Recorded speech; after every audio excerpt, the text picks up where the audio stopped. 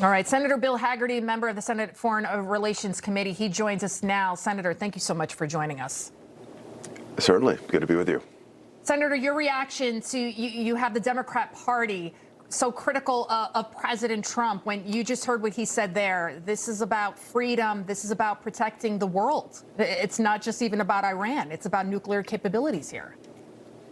I think they completely missed the point, which seems to be typical of the Democrat Party these days. They're just so possessed by politics they can't look at the reality of the situation. And the reality is very simply this.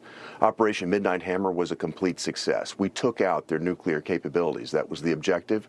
We executed that with perfection along with our allies in Israel. This time, our objective was very clear as well, taking out their short-range ballistic missile capability. We're doing that right now. We've struck them immensely. If you think about what Israel did, 200 jets coming in. This is in the wake of their taking out a large part of Iran's Air Force capabilities, air control capabilities. They have now completely obliterated Iran's air control. They've opened up the airspace. They will be able to finish the job. Israel working in the north of Iran, the United States working in the south. We're going to remove the threats on our nation, the threats on commerce in the region. We're going to remove the threat of Iran totally. And this is how you avoid a war. This is precisely how you avoid a war, again, with a bloodthirsty nation, with leaders like you've seen, who have been willing to kill Americans, kill our allies, and with impudence. They have been certainly unrealistic in the negotiations with our team, with Jared Kushner, with Steve Witkoff, and this is what happens. President Trump means business. They learned a valuable lesson, and I think it was ridiculous to see them trying to stall the way they always do, and play this game that obviously Obama fell for, and the humiliation that came from it in the JCPOA. I want to talk about the coming days, though, because this is where, obviously today is an incredible day. This was done with precise, the best of our military, the best of Israel's intelligence and military. This was a beautiful job. What gets complicated is the days ahead. Now you have a country that's going to be very unstable. Nobody really knows who's running it. You've got the Revolutionary Guard, which is still, I guess, de facto kind of is the power in the country. The Ayatollah is dead. The governing body, most of the leaders are now dead. So you got the IRGC that still holds the weapons.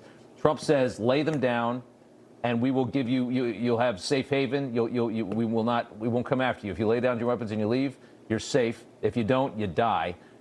How does Iran create a government in the coming weeks? How does Iran, do services to people and things that are so necessary in a moment like this? It's a dangerous time. Well, Rob, you're exactly right. And by the way, Rob, I didn't know about your mother and your heritage there. I'm sure she's very pleased today. I talked with an Iranian friend of mine in New York today. He was very pleased with the way things are going. Here's what's going to take place. I think this is going to have to move quickly. You underscore the reasons why it should move quickly.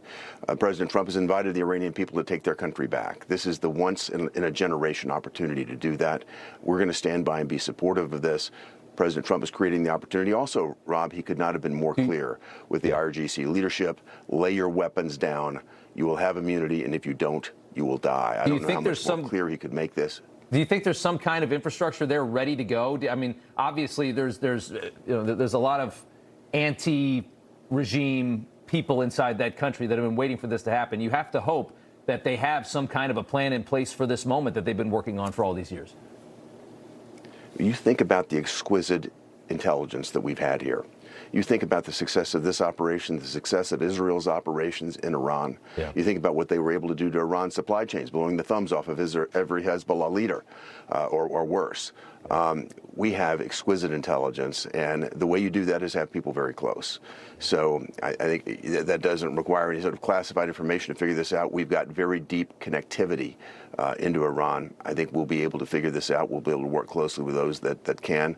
My hope is, again, that we'll bring this to a close as quickly as possible. Again, Iran has a number of weapons still there, but I think the message President Trump sent was very, very clear.